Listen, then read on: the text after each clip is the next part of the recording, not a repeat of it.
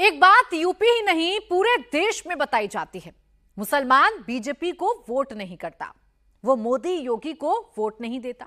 लेकिन यह नहीं बताया जाता है कि जो मुसलमान बीजेपी का सपोर्ट करता है, जो मुस्लिम योगी को पसंद करता है, उसके साथ क्या होता है। ये बता देंगे तो कहानी ही बदल जाएगी। मुरादाबाद के अलीदाद खान बीजेपी सपोर्टर थे। जब तक जिंदा रहे कट्टर मुस्लिम उनको ताना मारते रहे, लेकिन जब उनकी मौत हुई तो उनको आखिरी नमाज भी सम्मान के साथ नसीब नहीं होने दी। मुरादाबाद में ये अलीदाद खान की कब्र है, जिनको सुपुर्द खाक होते वक्त भी मौलाना से जनाजे की नमाज भी नसीब नहीं हुई। इनकी कब्र पर रोने वाले भी बहुत कम थे।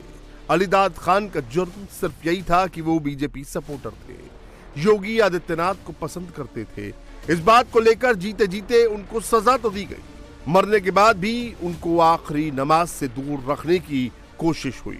जो कहते हैं कि यूपी की योगी सरकार भेदभाव करती है, उन्हें मुरादाबाद के कुंदरकी की ये तस्वीर जरूर देखनी चाहिए। वो गुस्ताखे रसूल थे, वो हमारे धर्म के ताल्लुक से गलत बयानियां करते थे और हमारा जो पैगंबर रसूल हैं, जिनसे हम जान से ज्यादा मोहब्बत करते हैं, तो उनकी शान में गुस्ताखियां करते थे। मौलाना का बयान समझने के लिए पहले अलीदाद को जान लीजिए, बीजेपी से इनका कनेक्शन समझ लीजिए।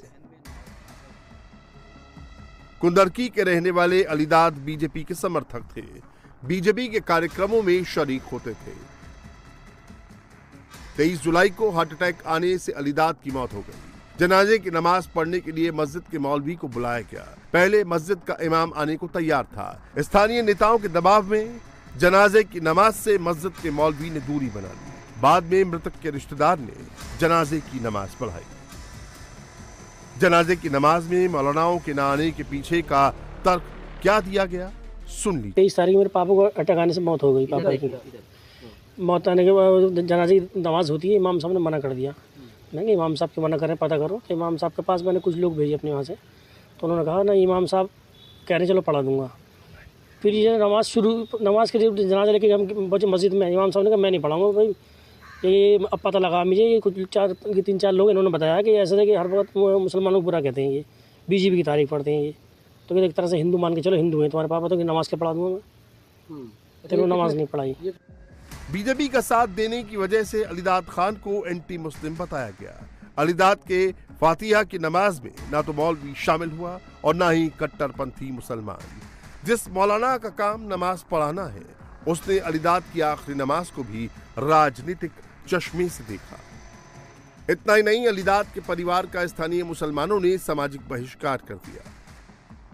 लेकिन सवाल यह है कि बीजेपी के खिलाफ एंटी मुस्लिम सेंटीमेंट बनाने का फायदा किसे होगा और क्यों इसके लिए इसी समय को चुना गया, आपको बताएंगे। पहले इस मौलाना को सुनिए और समझिए कि कैसे मुसलमानों को बीजेपी से दूर रखने के लिए धर्म वाला नैरेटिव बनाया जाता है। बीजेपी का साथ देने वालों को कैसे समाज से दूर किया जाता है।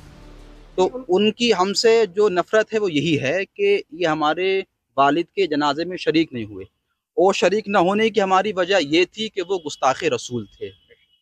वो हमारे धर्म के ताल्लुक से गलत बयानियां करते थे और हमारा जो पैगंबर रसूल हैं, जिनसे हम जान से ज्यादा मोहब्बत करते हैं, तो उनकी शान में गुस्ताखियां करते थे। न जाने क्या क्या अफसनाब बोलते थे।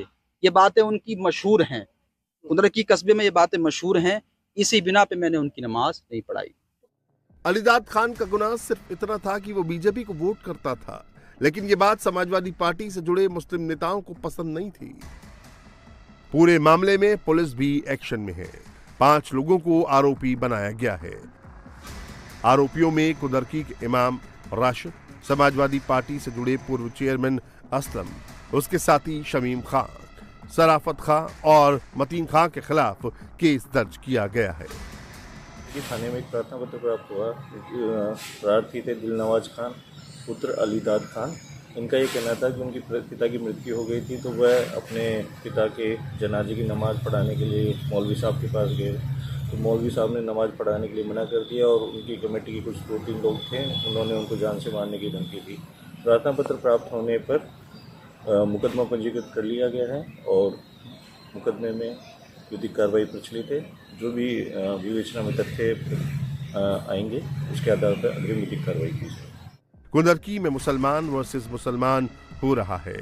यहाँ दो तरह के मुसलमान, एक बीजेपी वाले, दूसरे समाजवादी पार्टी वाले। लेकिन इन सब के बीच योगी आदित्यनाथ क्या कर रहे हैं? योगी आदित्यनाथ हर दिन दर्जनों लोगों से मुलाकात करते हैं। योगी से मिलने वालों की जाति या धर्म नहीं पूछा जाता।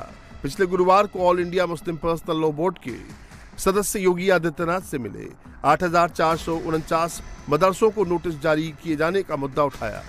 योगी ने समस्या सुनी और समाधान का भरोसा दिया। योगी पिछले 1 महीने में मुस्लिम धर्मगुरुओं से मिले हैं, मुस्लिम नेताओं से भी मिले हैं और मुस्लिम कारोबारियों से भी मुलाकात की है। यानी मुस्लिम समाज का हर वर्ग योगी के पास पहुंचा है, अपनी समस्या बताई है और योगी के ऑफिस से समाधान लेकर लौटे हैं। योगी के जनता दरबार की तस्वीरें हमेशा ही आती हैं। जनता दरबार में पीड़ितों की संख्या में बड़ी आबादी मुस्लिमों की होती है। उनकी शिकायत पर तुरंत एक्शन होता है और तुरंत न्याय मिलता है। प्रयागराज की यह तस्वीर अभी ज्यादा पुरानी नहीं हुई है। बाबा का बुलडोजर माफिया अतीक अहमद के परिवार की अवैध प्रॉपर्टी पर चला था। जमीन वक्फ बोर्ड की थी जिसे योगी ने मुक्त कराया। योगी आदित्यनाथ की सरकार में अपराधियों पर एक्शन होता है। आरोपी किसी भी जाति धर्म का हो, उस पर कार्रवाई उसके अपराध को देखकर होती है। यूपी में मुस्लिम योगी के वोट बैंक नहीं बने हैं, लेकिन योगी के एक्शन के मुरीद हैं, क्योंकि योगी शासन में भेदभाव नहीं होता। भेदभाव होता है मुरादाबाद के कुंदरकी में, भेदभाव होता है कांवड़ यात्रा में। कांवड़ियों पर सवाल उठाए जाते हैं।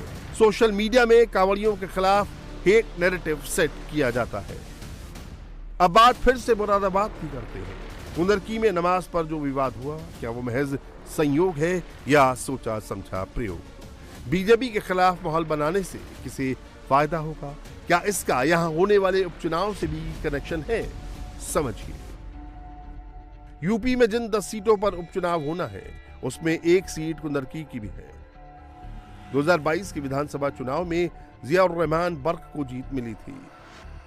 कुंदरकी सीट पर 65% मुस्लिम और 35% के करीब हिंदू वोटर हैं। यहां 1993 में बीजेपी को सिर्फ एक बार जीत मिली है। यानी कुंदरकी की सीट वही जीतेगा जिसे मुस्लिम वोट मिलेंगे या फिर मुस्लिम वोटों में बंटवारा होगा। बीएसपी ने इस बार बाई इलेक्शन लड़ने का ऐलान किया है। बीएसपी के चुनावी रेस में आने से सपा को मुस्लिम वोटों में सेंधमारी का खतरा सताने लगा है। यही वजह है कि समाजवादी पार्टी के स्थानीय मुस्लिम नेता अभी से बीजेपी के खिलाफ नैरेटिव सेट कर मुसलमानों का वोट अपनी पार्टी के लिए लामबंद करना चाहते हैं। कुंदरकी में जो हुआ वो पहली बार नहीं था। इससे पहले भी बीजेपी का सपोर्ट करने वाले मुसलमानों को टारगेट किया जाता रहा है। 2024 के लोकसभा चुनाव में बीजेपी का प्रचार करने पर महिलाओं के साथ बदसलूकी की गई।